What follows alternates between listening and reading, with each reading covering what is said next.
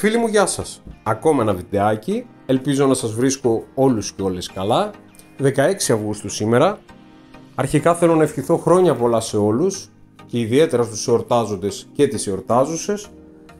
Μία από τις μεγαλύτερες γιορτές της πατρίδας μας και της Ορθοδοξίας γενικότερα, της Χριστιανοσύνης, η κοίμηση της Υπεραγίας Θεοτόκου, υπό τις οποίες στη σκέπη εύχομαι να βρισκόμαστε όλοι και η πατρίδας μας και ο κόσμος ολόκληρος να γαληνέψει, γιατί δυστυχώς από ό,τι βλέπετε οι εποχές που διανύουμε είναι δύσκολες.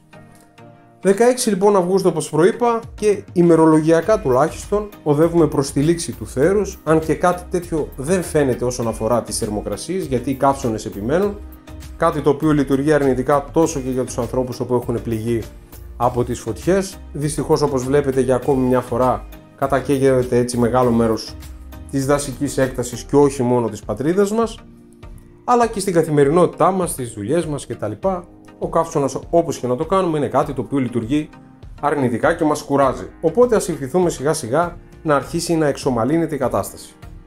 15 Αύγουστος λοιπόν, και οι περισσότεροι παίρνουν άδειες, εκδράμουν προς κοντινές παραλίες, προς τα χωριά τους, προς ορεινές περιοχές κτλ. Τι κίνδυνος όμως υπάρχει όσον αφορά τα οχήματά μας σε αυτή την περίοδο? Ένας πολύ μεγάλος κίνδυνος που μπορεί κάποιοι από εσάς να το θεωρήσετε αστείο εντός εισαγωγικών είναι η εισβολή ενός φιδιού μέσα στο αυτοκίνητό μας. Και εγώ τώρα θα σας πω κάποια πράγματα τα οποία θα πρέπει να προσέχουμε, ούτως ώστε να ελαχιστοποιήσουμε τις πιθανότητες να γίνει κάτι τέτοιο, γιατί σίγουρα δεν γίνεται να αποτρέψουμε εντελώς την περίπτωση εισβολής ενός τέτοιου ερπετού στο αυτοκίνητό μας. Όμως υπάρχουν κάποια πράγματα τα οποία, ακολουθώντας τα, ελαττώνουμε έτσι τις περιπτώσεις του να γίνει αυτό το πράγμα. Ένα από αυτά λοιπόν είναι να αφήνουμε το κινητήρα του αυτοκινήτου αναμένο. Θα πρέπει να το αποφεύγουμε, να το κάνουμε άσκοπα, γιατί ένα πράγμα το οποίο λατρεύουν τα φίδια, για όσους δεν γνωρίζετε, είναι η ζέστη. Ως ερπετά τα φίδια εξαρτώνται από το περιβάλλον τους για να ρυθμίσουν τη θερμοκρασία του σώματός τους. Οπότε ένας ζεστός κινητήρας είναι μια πολύ καλή πηγή θερμότητας και ειδικότερα τις δροσερές νύχτες του καλοκαιριού ή τα κρύα πρωινά, όπου μπορούν να πάνε και να τρυπώσουν εκεί. Οπότε, εάν έχετε γκαράζ, μην βαριέστε να το βάλετε μέσα. Εάν πάλι δεν έχετε, κοιτάξτε να τα αφήσετε σε σκιερό μέρος.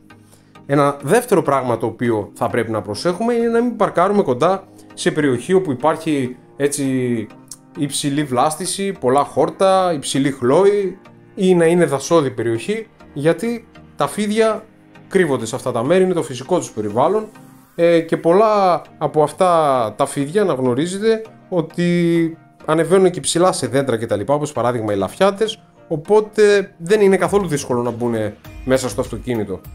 Οπότε καλό είναι να προσέχουμε, προσπαθήστε να παρκάρετε σε καθαρές περιοχές, μακριά από υψηλή χλόη ή δάση. Ένα τρίτο πράγμα το οποίο πρέπει να προσέχουμε και δεν το κάνουμε, και ένας από αυτούς που δεν το κάνουν είμαι και εγώ, είναι να αφήνουμε ανοιχτά τα παράθυρα του αυτοκινήτου μας εκεί που αφήνουμε το αυτοκίνητό μας. Δηλαδή, αν πηγαίνουμε ας πούμε σε ένα δασάκι, στην παραλία κτλ., οι περισσότεροι εξημών αφήνουμε έτσι λίγο ανοιχτά τα παράθυρα, ελαφρώς, για να δροσίζεται μέσα το αμάξι, να μην ανεβεί τόσο η θερμοκρασία κτλ. Όμως αυτό δεν πρέπει να το κάνουμε, γιατί ακόμα και ένα πολύ μικρό άνοιγμα μπορεί να αποτελέσει πολύ εύκολη είσοδο για ένα φίδι. Τα φίδια μπορεί να ενδιαφέρονται για το τι υπάρχει μέσα στο αυτοκίνητό σας, λόγω του ότι σε πολλές περιπτώσεις απλά ψάχνουν ένα ασφαλές και προστατευμένο μέρος για να κάνουν ένα διάλειμμα, και το αυτοκίνητο μπορεί να είναι η τέλεια κρυψώνα. Γι' αυτό πρέπει να είμαστε πολύ προσεκτικοί με το άνοιγμα των παραθύρων, ειδικά αν βρισκόμαστε σε περιοχή όπου μπορεί να υπάρχουν φίδια. Τα φίδια μπορούν να χρησιμοποιήσουν κλαδιά δέντρων ή άλλα κοντινά αντικείμενα για να αποκτήσουν ευκολότερη πρόσβαση στο όχημα. Αυτό να το γνωρίζετε. Πρόσφατα θα σας πω ένα δικό μου έτσι περιστατικό, και έτσι μου ήρθε και η ιδέα να κάνω αυτό το βίντεο. Πριν από λίγες μέρες είχα πάει εδώ πέρα σε ένα χωριό, το οποίο καμπίσιο είναι, αλλά είχε ένα ψωματάκι, τέλος πάντων, ανέβηκα λίγο πιο ψηλά, είχε κάποια δεντράκια, δεν είχε πολύ μεγάλη βλάστηση, και όπως καθόμαστε σε ένα παγκάκι εκεί πέρα για να απολαύσουμε το καφεδάκι μας και να χαζέψουμε έτσι λίγο από ψηλά με παρέα, βλέπω ένα λαφιάτι, πολύ μεγάλο κιόλας, έτσι, ήταν πολύ μεγάλος, δεν μπορώ, κατά 3 μέτρα, να κατεβαίνει με σηκωμένο το κεφάλι από την πλαγιά και να πηδάει κατά κάτω, και είχα τα παράθυρα του αυτοκινήτου μισάνοιχτα. Και κατευθείαν πήγε το μυαλό μου εκεί. Αμά, λέω, κάνει πλάκα να μπει μες στα μάξι τώρα. Και όταν πήγα μετά μέσα για να δω το αυτοκίνητο, δηλαδή πήγα δειλά-δειλά, κοίταζα λίγο απ' έξω, άνοιξα τις πόρτες, τραβήχθηκα κατά πίσω. Βέβαια δεν είναι δηλητηριώδης ο Λαφιάτης, αλλά όπως και να είναι, ρε παιδιά, ένα μεγάλο φίδι 3 μέτρα, άμα το δεις, σκιάζεσαι. Εκτός άμα είσαι ο Ηρακλής και το πνίγεις. Οπότε έχετε το νου σας.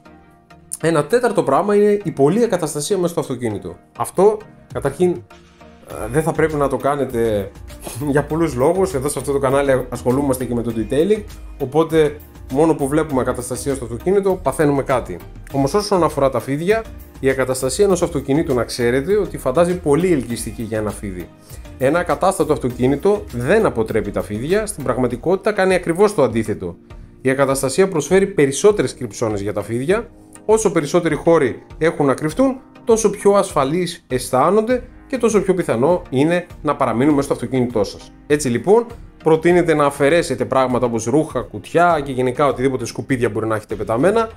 Οπότε με τέτοιες συνθήκες, όπως καταλαβαίνετε, πέρα από φίδια, έλκετε και άλλα πράγματα, τροκτικά κτλ. Τα οποία είναι πολύ εύκολο αν έχετε λίγο ανοιχτά να τρυπώσουν, έτσι. Και με ό,τι αυτό συνεπάγεται για θέμα υγιεινής και όχι μόνο. Ένα πέμπτο πράγμα λοιπόν και τελευταίο το οποίο θα πρέπει να προσέχετε είναι να μην αφήνετε φαγητό μέσα στο αυτοκίνητό σας. Ειδικότερα το καλοκαίρι που μυρίζουν ακόμα πιο έντονα. Οποιοδήποτε φαγόσιμο, έτσι. Τα φίδια έχουν μια εκπληκτική αίσθηση όσφρησης και ακόμη και ένα μικρό κομμάτι υπολειμμάτων φαγητού μπορεί να τα φέρει στο όχημά σας. Υπάρχουν πολλά ανθρώπινα τρόφιμα που τα φίδια τρώνε με χαρά και ακόμη και αν δεν θέλουν τις παλιές σας τηγανιτές πατάτες, θα είναι περισσότερο από ευτυχισμένα να φάνε τα τροκτικά και τα έντομα που κυνηγούν το μεσημεριανό σας γεύμα. Οπότε δεν είναι μόνο η ανθρώπινη τροφή που αποτελεί αιτία ανησυχίας. Πολλά φίδια θα βρουν την τροφή του κατοικιδίου ζώου σας εξίσου ελκυστική, αν έχετε και κατοικίδια μες στα μάξι σας.